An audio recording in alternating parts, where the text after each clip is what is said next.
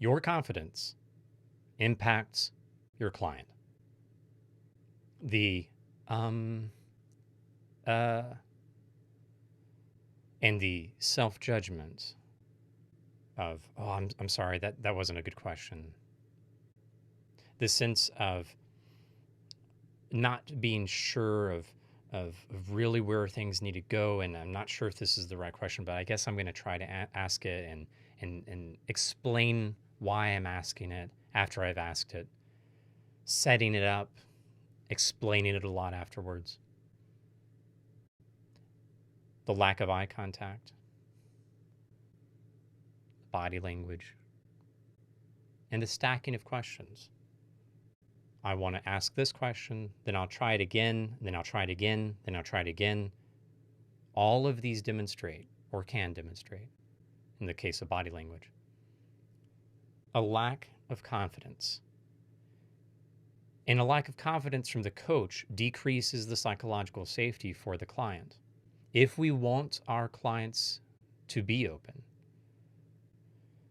to be willing to explore uncomfortable topics, to be willing to grow in ambiguity as they make difficult life decisions where there is no right answer and there is no way to be fully sure of the direction, then we need to create a safe, confident space for them.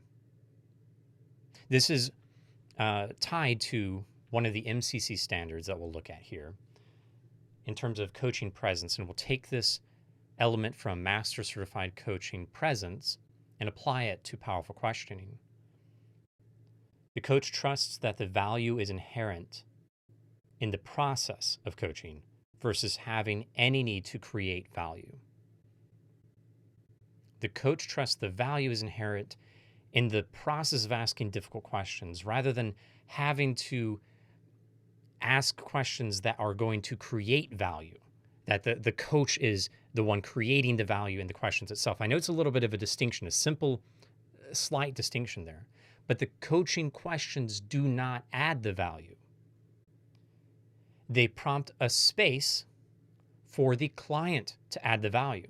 So your messy, horrible question that is very confusing but brief and followed by space and confidence in the client's ability to deal with that question, that is when the client can step in and play their music, step in and create the value.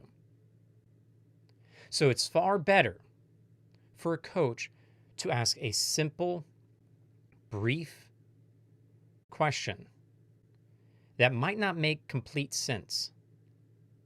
It might not have all of the right parts to it, but it is offered with just one take. No setup, no explanation. We just offer it. In the back of our mind, we might be thinking, I kind of missed my phrasing there. I didn't exactly want to say it that way, but we just leave it. We just say it. It's far better to do that. Give the space. And maybe the client will say, hey, could you rephrase that? Certainly, I can do that. But far better to offer the one take than to do 1, 2, 3, 4, 5 takes and confuse the client. Or offer the take and apologize and self-criticize and make the client feel like they too need to do the same. So this week and for this quarter of the Corporate Sponsored Coach Training Program, I want you to focus on offering one takes of your coaching questions. No stacking.